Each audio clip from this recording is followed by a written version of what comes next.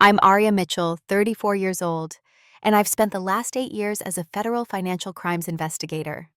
My specialty tracking identity theft and fraudulent loans. Ironic that after helping countless victims reclaim their financial lives, I discover my own sister had stolen my identity for a $98,000 loan. The betrayal cut deep. Family should be your safest haven, not your greatest threat. Before I tell you how I discovered my sister's betrayal, let me know where you're watching from in the comments. And don't forget to hit that subscribe button if you want to see more stories about justice served in unexpected ways. My journey into financial crimes investigation wasn't accidental. From childhood, I was drawn to puzzles and mysteries, spending hours with detective novels and crime documentaries while other kids played outside. My parents' dad, a high school math teacher, and mom, a librarian, encouraged my analytical mind. They'd bring home logic puzzles and mysteries for me to solve, smiling proudly when I'd piece everything together. In college, I double majored in criminal justice and accounting, fascinated by the intersection of crime and money. My professors noticed my aptitude for following complex financial trails. One even recommended me for an internship at a regional FBI office where I first witnessed real financial crime investigations. The meticulous work of tracing money through shell companies and uncovering hidden assets captivated me completely. After graduation, I worked for 3 years at a private financial security firm before applying to the federal government. The competitive selection process took months, but when I received my acceptance letter, I felt like my life's path had been confirmed. 6 years into my federal career, I'd built a reputation for unraveling particularly complex identity theft cases. My colleagues often joked about my sixth sense for spotting fraudulent patterns. Little did I know this expertise would become painfully personal. My sister Deanna is 4 years younger than me, and we couldn't be more different. Where I'm methodical and cautious, Deanna lives impulsively, chasing excitement and immediate gratification. Even as children, our contrasting personalities were evident. I saved my allowance for months to buy something special. Deanna spent hers the same day on whatever caught her eye. I planned my homework schedule for the week. She pulled all-nighters before due dates. Despite our differences, I always felt protective of her. When neighborhood kids teased her for her wild ideas and dramatic flair, I stood up for her. When she forgot her lunch money, I shared mine. When she missed curfew, I covered for her with our parents. This pattern continued into our adulthood, me taking responsibility, her avoiding it. After high school, I went straight to college with scholarships and a part-time job. Deanna tried community college but dropped out after 3 semesters, claiming it was too restrictive of her creative spirit. She bounced between retail jobs, always quitting when a manager failed to appreciate her potential. Our parents worried but enabled her, paying her rent when she came up short and buying her groceries when she claimed to be broke. By my late 20s, I owned my condo and had built a solid financial foundation. Deanna, meanwhile, had cycled through 3 failed business ventures: a handmade jewelry shop, a dog walking service, and a social media consultancy.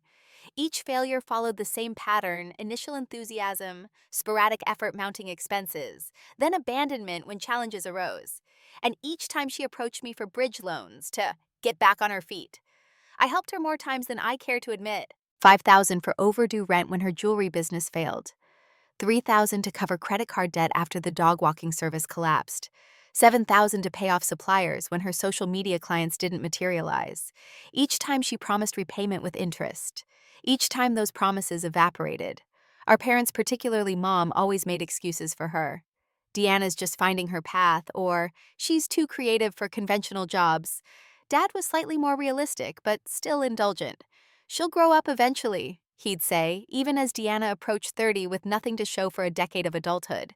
The extended family had grown accustomed to Deanna's situations. At holiday gatherings, aunts and uncles would discreetly ask me how she was doing financially, knowing I was usually the one bailing her out. Cousins with stable careers would exchange knowing glances when Deanna arrived with elaborate stories about her latest entrepreneurial breakthrough. I tried setting boundaries. I refused one loan request and suggested financial counseling instead. Deanna didn't speak to me for 2 months. When our grandmother became ill, Deanna used the family crisis to reconcile, and within weeks was asking for money again. The pattern seemed unbreakable. About 8 months ago, something changed. Deanna started posting social media photos from upscale restaurants. She moved from her cramped studio to a luxurious one-bedroom in an expensive downtown building. Most surprisingly, she replaced her 15-year-old Honda with a brand new Audi. When I asked about these upgrades over coffee, she mentioned a vague business opportunity involving angel investors who recognized her entrepreneurial vision. She was deliberately evasive about specifics, claiming confidentiality agreements prevented her from sharing details.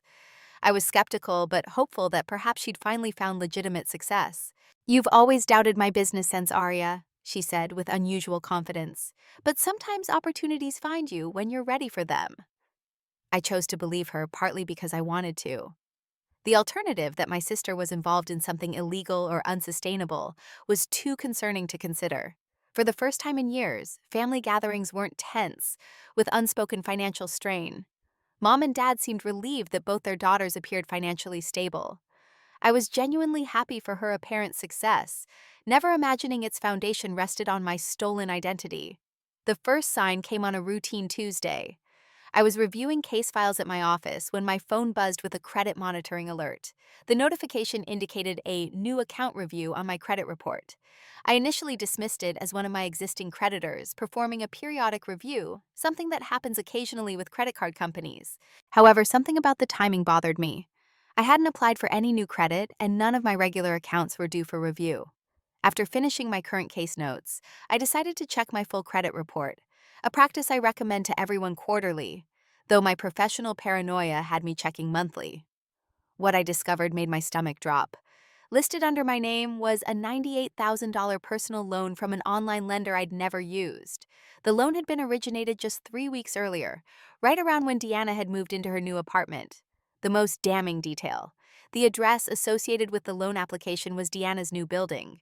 I stared at my computer screen, unable to process what I was seeing. My own sister had stolen my identity. The professional part of my brain immediately began calculating the fraud indicators and legal implications, while the personal side was caught in emotional freefall. This wasn't a stranger committing a crime against me. This was Deanna, who I'd protected and supported her entire life. My training kicked in despite my shock.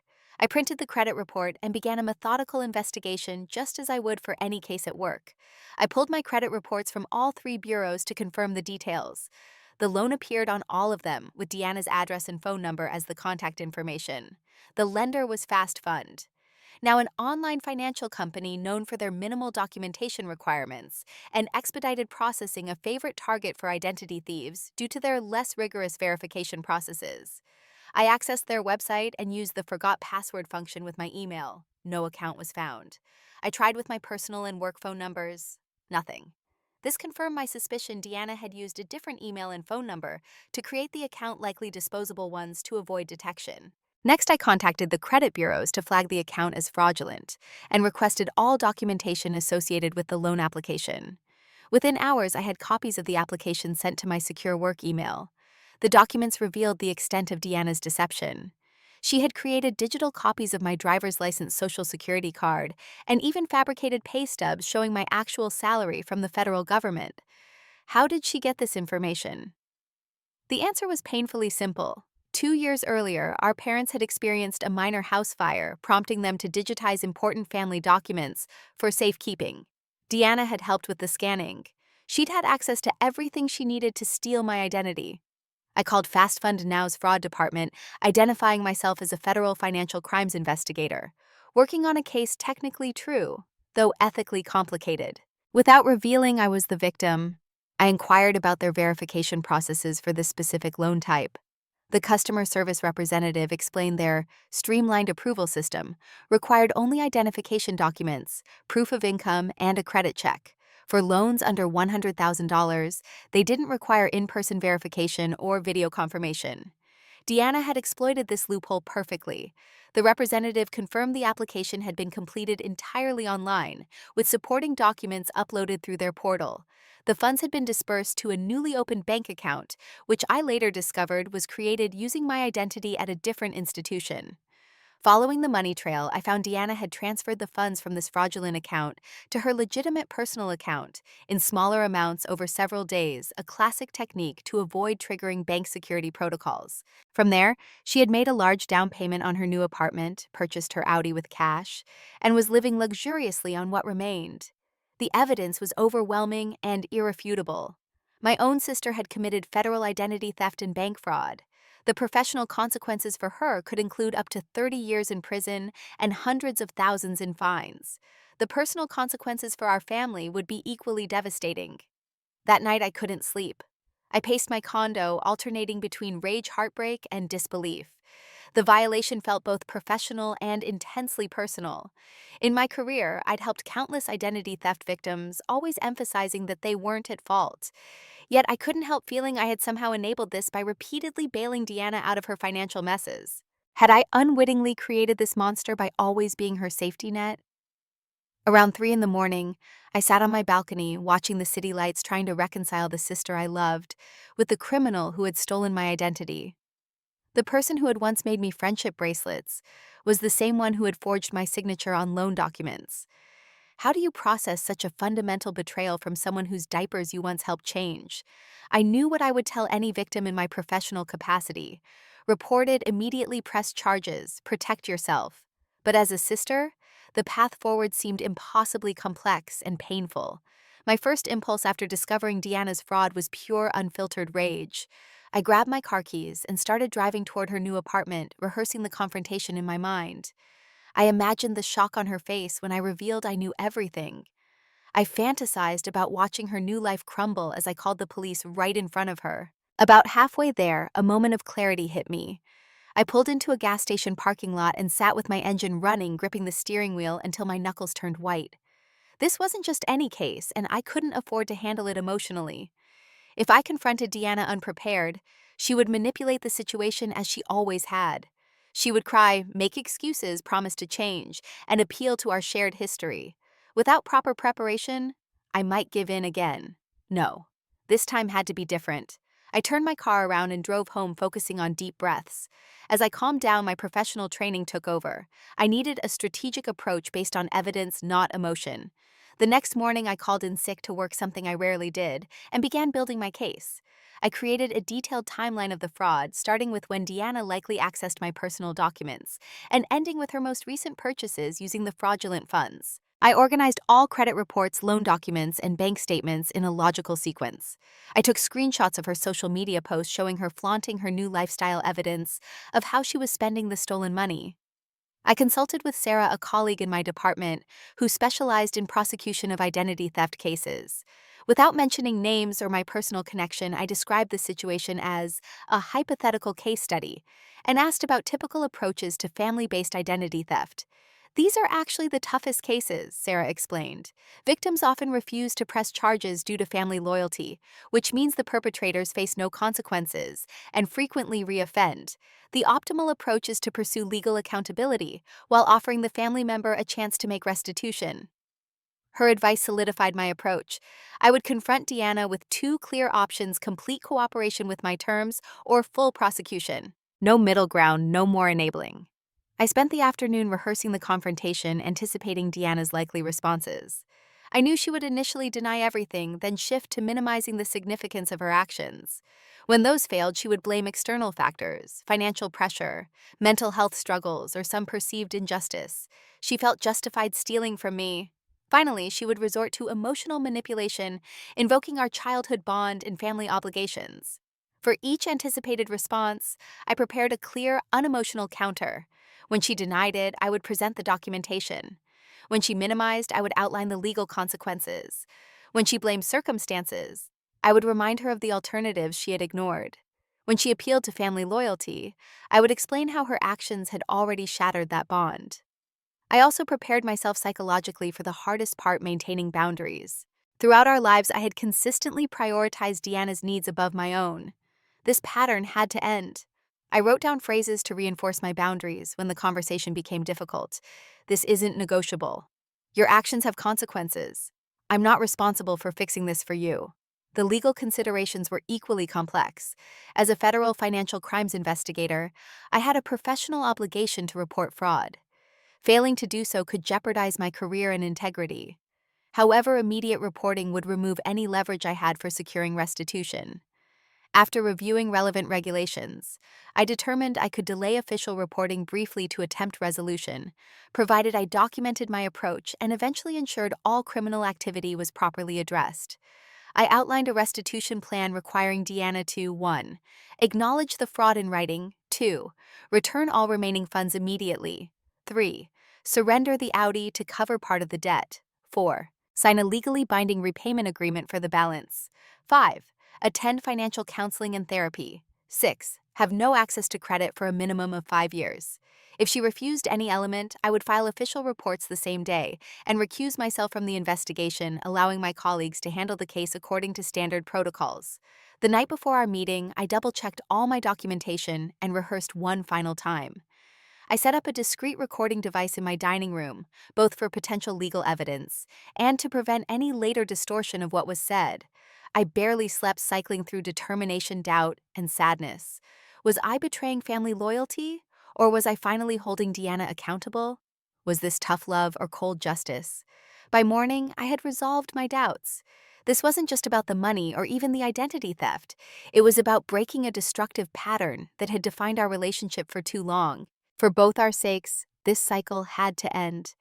I invited Deanna to dinner at my condo with a casual text, "Haven't seen your new place yet, but would love to catch up. Dinner at mine tomorrow, I'm making that pasta you love." She accepted enthusiastically, suggesting she bring wine to celebrate her recent successes. When my doorbell rang at 7, I took one final deep breath and steeled myself for what was coming.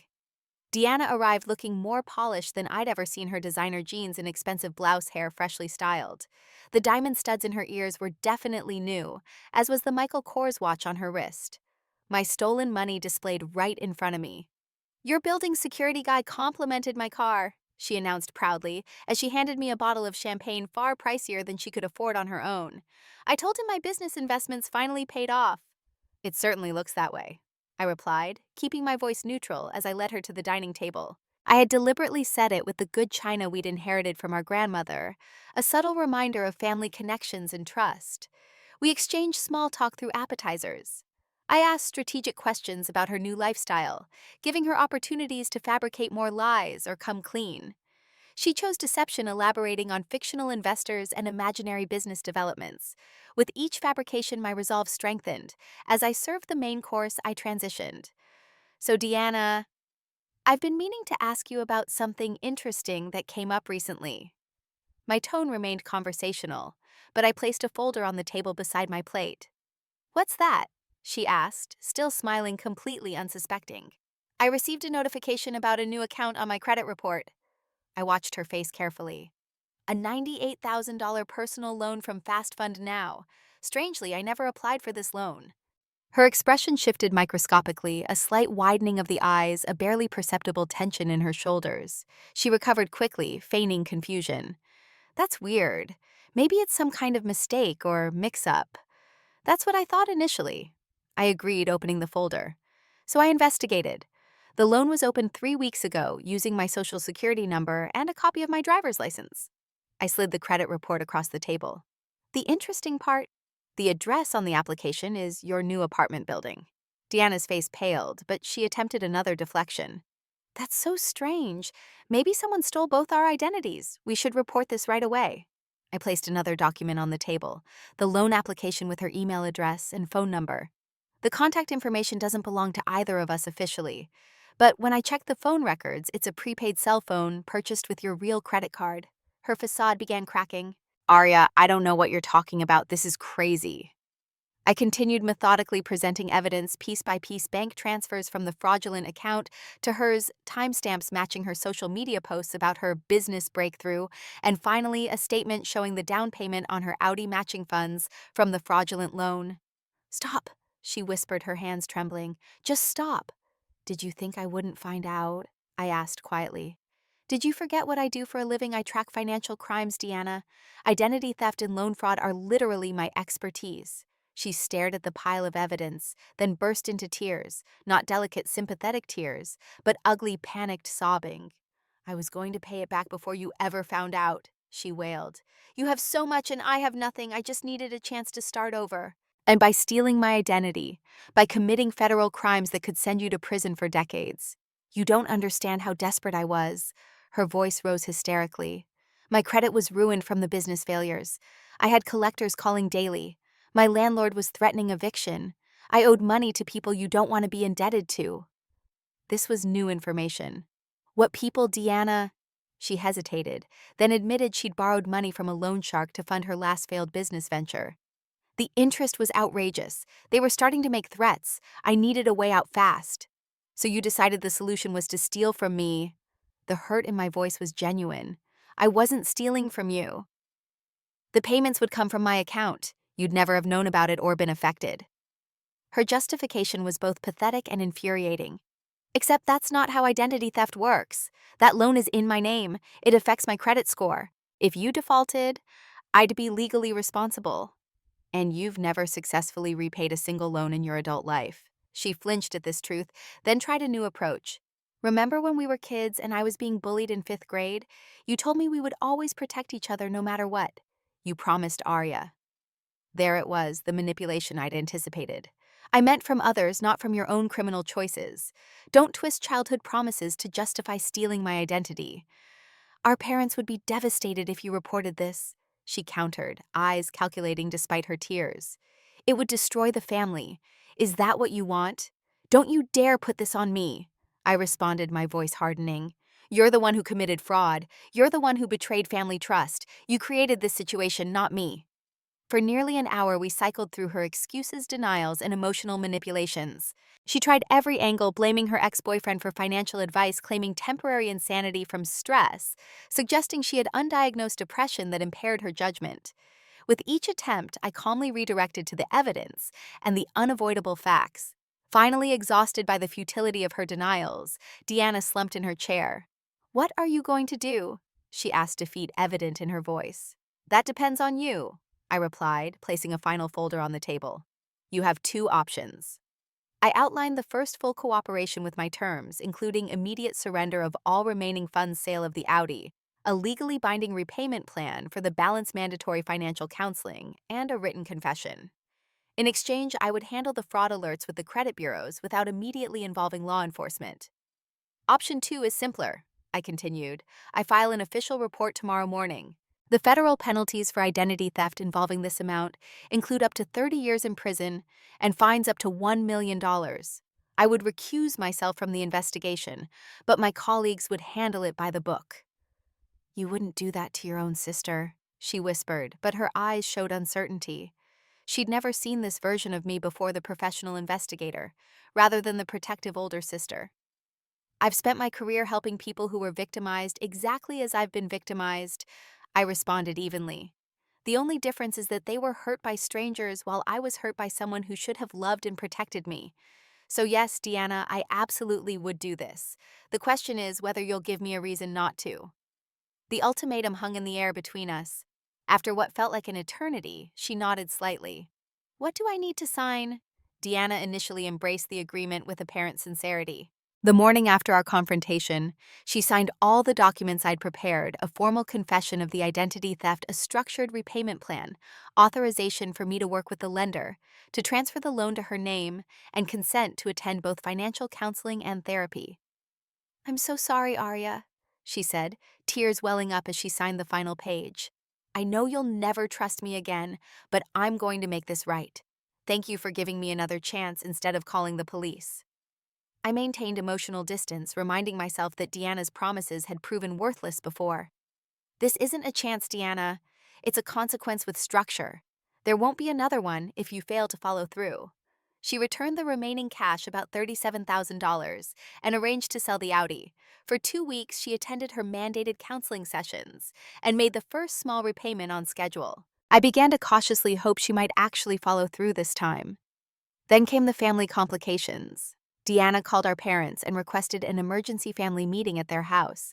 When I arrived, I found them already seated with Deanna in the living room, their expressions grave.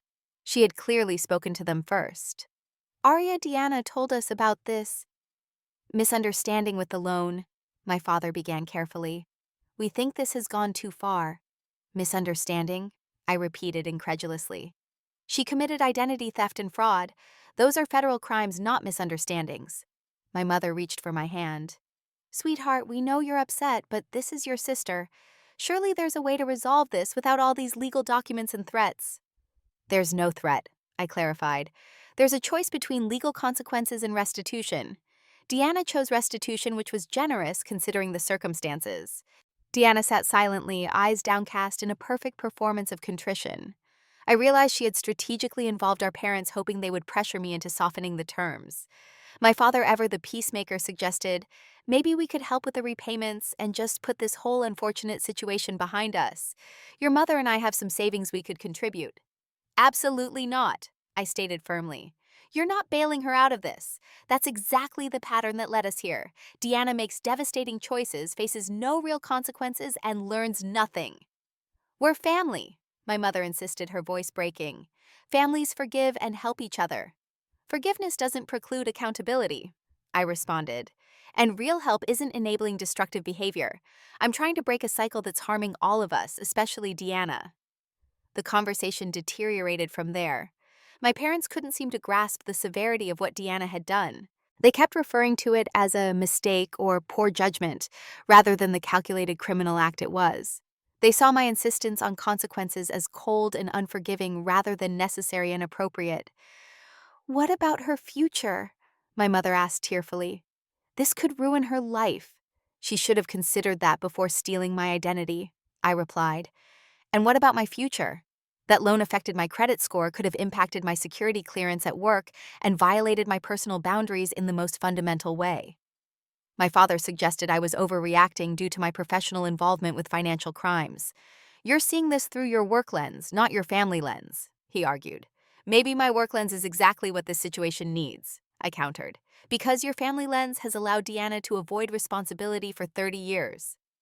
By the end of the evening, battle lines had been drawn. My parents were firmly in Deanna's corner, believing I was being unnecessarily harsh. I left feeling both angry and deeply sad, wondering if they would ever understand that my approach was ultimately more loving than their endless enabling. The ripple effect soon spread to extended family. At a cousin's birthday party, I overheard my mother's sister telling someone I was persecuting poor Deanna over a simple loan. My father's brother avoided speaking to me directly. Cousins who had previously commiserated about Deanna's irresponsibility now gave me cold shoulders. The family narrative had shifted. Deanna had made a mistake born of desperation, and I was cruelly punishing her instead of helping. No one seemed to recognize that I was the victim of a serious crime committed by my own sister. The isolation was painful. Family gatherings, once sources of comfort, became tense exercises in avoidance and strained conversation. I began declining invitations, unable to bear the subtle accusations in relatives' eyes. Just when I felt most alone, an unexpected ally emerged. My Aunt Patricia, my mother's older sister, called and asked to meet for coffee. I agreed reluctantly, expecting another lecture about family loyalty. Instead, she surprised me. I want you to know I understand exactly what you're going through, she said quietly. 20 years ago, my brother-in-law, my sister's husband, stole my identity to finance his gambling habit. He took out loans, maxed out credit cards, even remortgaged property using forged documents. I stared at her in shock. This family secret had never been mentioned. What did you do? I reported him, she said simply. My sister never forgave me. Some family members stopped speaking to me, but it was the right thing to do for everyone involved. He needed consequences to finally address his addiction. Sometimes love means letting someone face the results of their actions. And tears filled my eyes, the first I'd allowed myself since discovering Deanna's betrayal. Everyone acts like I'm being cruel, like I should just forgive and forget because we're sisters. Patricia squeezed my hand. You're being the only one brave enough to break a destructive pattern. That takes more love than just looking the other way. With Patricia's support, I began educating other family members about identity theft, its seriousness, its impact on victims, and how enabling perpetrators only encourages reoffending. Some remained resistant, but others slowly began to understand my position.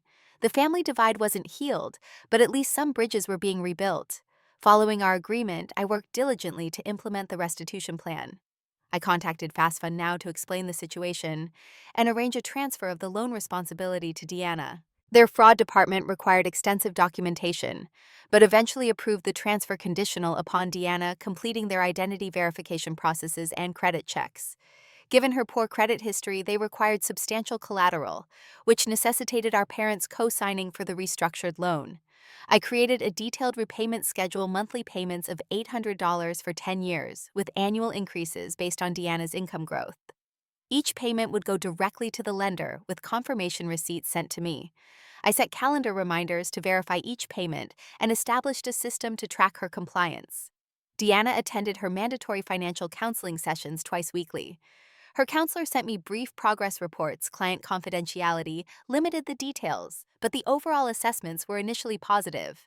Client demonstrates growing awareness of financial responsibility and consequences of past behaviors. Read one report.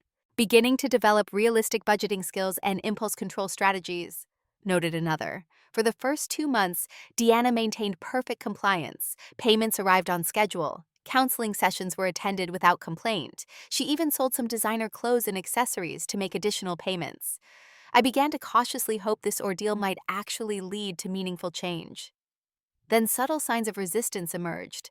A payment arrived 3 days late with a vague excuse about bank processing delays. She rescheduled counseling sessions with increasing frequency. Phone calls between us grew shorter and more tense, with underlying resentment coloring her responses. At work, I struggled with my own ethical dilemma. While I disclosed the situation to my supervisor in general terms, I hadn't officially reported the crime. Each day, I helped other victims navigate the aftermath of identity theft, while my own case remained in a gray area. The cognitive dissonance wore on me. My colleague Marcus, a veteran investigator who had become a mentor, noticed my distraction. "Something's eating at you, Arya," he observed during lunch one day. "You're not your usual focused self." After ensuring our conversation would remain confidential, I shared the situation. Marcus listened without judgment, then offered perspective that helped clarify my thinking. "In this job, we see strangers at their worst moments," he said. "But we rarely have to apply the same standards to people we love. That's a different kind of challenge entirely." "Am I compromising my professional ethics by handling this privately?" I asked. Marcus considered carefully before answering. "You've created a structured accountability system with documentation and supervision. You're ensuring the victim you receives restitution. You're requiring the perpetrator to address underlying issues through counseling. Those are the same outcomes we aim for in the system, often with less success." He paused. "The question is whether you can maintain appropriate boundaries when family dynamics inevitably complicate things." His insight helped me develop a more balanced approach. I wasn't just Deanna's sister, or just a financial crimes investigator. I was both navigating a painful intersection of personal and professional responsibilities. This perspective allowed me to work with other victims more empathetically, understanding the complex emotions behind their decisions to report or not report loved ones who had victimized them. Meanwhile, Deanna's cooperation continued to deteriorate. 4 months into our agreement, she missed a payment entirely. When confronted, she became defensive. "I had unexpected expenses this month," she snapped. "Not everyone has a cushy government job with benefits." "The agreement doesn't have provisions for unexpected expenses," I reminded her.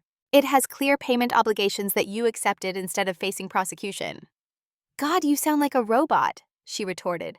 "This is why you don't have a boyfriend or real friends. Everything's black and white with you." The personal attack stung, but I maintained my composure. "The payment needs to be made within 3 days or we'll move to the next phase of consequences." She made the payment barely, but our relationship deteriorated further. She began spreading her version of events to extended family members, painting herself as a victim of my obsessive need for control. Some relatives believed her further fracturing family relationships. The final breaking point came 6 months into our arrangement. While reviewing Deanna's credit reports, part of our agreement, I discovered an inquiry from another online lender. Further investigation revealed she had attempted to secure a $15,000 loan using our cousin Jessica's information. The attempt had failed because Jessica had a credit freeze in place, ironically one I had advised all family members to implement after Deanna's fraud came to light. But the intent was clear. Deanna had learned nothing. She was still seeking easy money through deception, only now targeting another family member. I confronted her immediately, meeting at a neutral coffee shop to avoid the privacy of either of our homes. When presented with the evidence, Deanna didn't even attempt denial. "Jessica has perfect credit she doesn't even use," she said defiantly. "She would never have known or been affected." "That's exactly what you said about stealing my identity," I pointed out. "And you were wrong then too." Her expression hardened into something I barely recognized: entitlement mixed with contempt. "You think you're so perfect with your federal job and your moral high ground. You have no idea what it's like to struggle like I do." "This isn't about struggling, Deanna. It's about repeatedly choosing to hurt others instead of facing reality. So what now? She challenged. More payment plans, more lectures, or are you finally going to follow through on your threats? I looked at my sister, really looked at her, and realized something fundamental had changed. The person across from me wasn't temporarily lost or misguided. She had become someone who believed her desires justified harming others. The sister I had protected and loved unconditionally had evolved into someone dangerous to herself and everyone around her. No more plans or lectures, I said quietly. I'll be filing the official report tomorrow morning. You've made your choice. For a moment, fear flickered across her face. Then her expression settled into bitter resignation. Do what you have to do. You always do anyway. As I watched her walk away, I felt an overwhelming sadness, not for the consequences she would face, but for the relationship that had been irreparably broken. Sometimes the hardest part of love is recognizing when continuing to protect someone actually causes more harm than good. That night, I prepared the documentation for official filing. The next morning, I submitted everything to the proper authorities, recusing myself from any involvement in the investigation. The system I had served would now determine the appropriate consequences for my sister's actions. The legal process moved with methodical precision once I filed the official reports. Because of my position within the agency, the case was assigned to a different office to avoid any appearance of preferential treatment. I provided all evidence I had gathered and made myself available for interviews and testimonies as needed. Deanna was formally charged with identity theft, wire fraud, and bank fraud serious federal charges that could have resulted in decades of imprisonment. However, my documentation of our prior agreement and her partial compliance worked in her favor. The prosecutor offered a plea deal, reduced charges in exchange for full cooperation, restitution, and acceptance of responsibility. Under the plea agreement, Deanna received a suspended sentence of 5 years with 3 years of supervised probation. She was required to complete 500 hours of community service, attend mandatory financial counseling, and submit to strict monitoring of all financial activities. Most importantly, the court formalized the restitution plan, now backed by legal enforcement rather than family pressure. The day of her sentencing, I sat in the courtroom watching as my sister stood before the judge. She looked smaller somehow, stripped of her usual confidence and bravado. When given the opportunity to speak, she offered a rehearsed apology that referenced her difficult circumstances and poor judgment. She didn't look at me once during the proceedings. As the judge delivered the sentence, emphasizing the seriousness of identity theft and the particular betrayal involved in victimizing family members, I felt no satisfaction, only a profound sadness for what our relationship had become. The court was providing the structure and accountability that our family dynamics had failed to establish. My parents attended the sentencing as well, sitting on the opposite side of the courtroom from me, a physical manifestation of the divide my decision had created.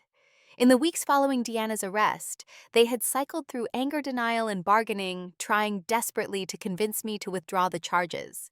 When that failed, they hired an expensive attorney for Deanna and distanced themselves from me further. However, as the legal process revealed the full extent of Deanna's actions, including the attempted fraud against our cousin Jessica, their perspective slowly began to shift. The concrete evidence presented in court was harder to dismiss than my previous explanations had been. The judge's stern assessment of the harm caused by identity theft, especially between family members, seemed to finally penetrate their denial. After the sentencing, my father approached me in the courthouse hallway, looking aged beyond his years. The judge said something that made me think, he admitted hesitantly, about how our family dynamics might have enabled Deanna's behavior over time. I've been saying that for years. I responded not unkindly but firmly. I know. He sighed deeply. Your mother and I have been talking with a family therapist. She's helping us understand how our good intentions might have had unintended consequences. It was a small opening, but significant coming from my father.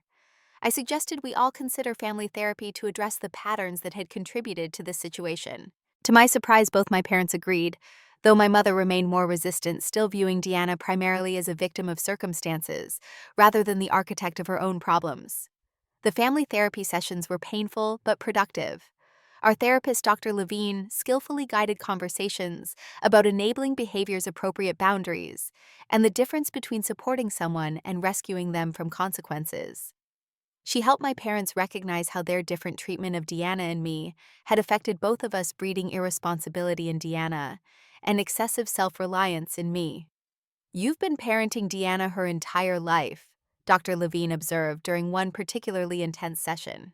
"That wasn't your job, Arya, and it wasn't fair to either of you." Those words struck a chord with all of us.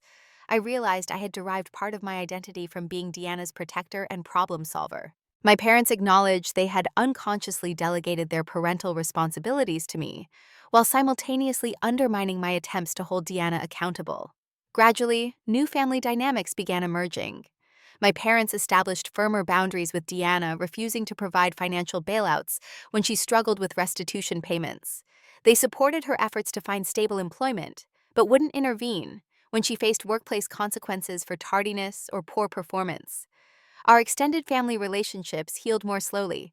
Some relatives maintained that I had been unnecessarily harsh, while others, particularly those who had been skeptical of Deanna's behavior for years, expressed relief that someone had finally drawn a line.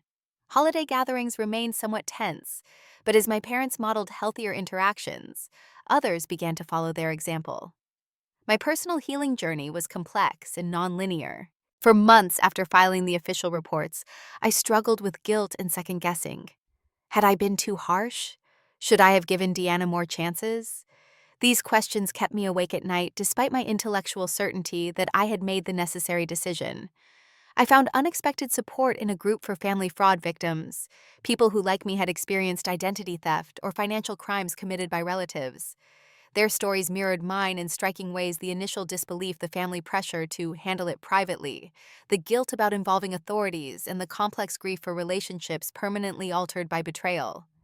"You're grieving two losses," explained the group facilitator: the tangible financial loss and the intangible loss of trust and safety within your family. Both are legitimate causes for grief. This framework helped me process my emotions more productively. I wasn't just angry about the fraud, I was mourning the sister relationship I had believed in, the family dynamic I had trusted, and the identity I had as the person who could always fix Deanna's problems. Working through this grief allowed me to gradually reclaim my self-worth beyond family approval. I developed new friendships, deepened existing ones, and even started dating someone who respected my boundaries and values. For the first time in my adult life, I made decisions without calculating their impact on Deanna or my role as her safety net. Professionally, the experience transformed my approach to victims of family fraud. I developed a specialized training program for colleagues, incorporating psychological insights about family dynamics that can enable financial crimes. The program was so well received that it was adopted by other field offices, eventually becoming part of standard training for new investigators. 6 months after Deanna's sentencing, her probation officer arranged our first supervised meeting. I agreed with trepidation, unsure whether any healthy communication was possible between us. We met at a quiet cafe with her probation officer seated discreetly at a nearby table. Deanna looked different, her designer clothes replaced by simple jeans and a sweater, her previously highlighted hair, now its natural brown. The superficial trappings of her fraudulent lifestyle were gone. "Thank you for agreeing to see me," she began awkwardly. "My therapist thought it would be good for my recovery process." "How is that going?" I asked, genuinely curious despite my guardedness. "Hard," she admitted with unexpected candor. "Really hard. I've had to look at patterns I've been repeating my whole life, ways I've hurt people, especially you, while telling myself I was justified." She paused. "I'm not saying that for sympathy or forgiveness, just acknowledging the truth." I nodded, appreciating the absence of her usual manipulation tactics. "What are you doing now for work, I mean?" "I'm an administrative assistant at a dentist's office. It's entry level, but they knew about my situation and were willing to give me a chance." A small, genuine smile appeared. "I've been promoted twice for being reliable. That's a first for me." Our conversation continued cautiously, neither of us pretending we could simply revert to our previous relationship. There was harm on both sides, now her betrayal and my decision to pursue legal consequences. Neither of us was ready to attempt forgiveness, but we could acknowledge the reality of our shared history and the possibility that healthier patterns might eventually emerge. As we prepared to leave, Deanna said something that suggested genuine growth. "I used to think you reported me because you didn't love me enough to protect me. Now, I understand you reported me because you loved me enough to stop protecting me from myself. That insight, more than anything else she said, gave me hope that perhaps someday we might build a new kind of relationship, one based on mutual respect and honesty, rather than dependency and enabling. The road would be long and uncertain, but at least we had taken the first steps away from our destructive patterns. Looking back on this painful journey, I've learned that true family relationships must be built on respect and honesty, not just blood ties. Sometimes the most loving action isn't rescuing someone, but allowing them to face consequences that prompt real change. And sometimes protecting yourself from harm is the most important boundary you can establish, even when that harm comes from someone you love. Have you ever had to make a difficult decision that hurt someone in the short term, but was necessary for long-term healing? I'd love to hear your stories in the comments below. If this story resonated with you, please hit the like button and subscribe to hear more stories about standing up for yourself in difficult situations. Thanks for listening, and remember, sometimes the hardest boundaries to set are the ones that ultimately set us all free.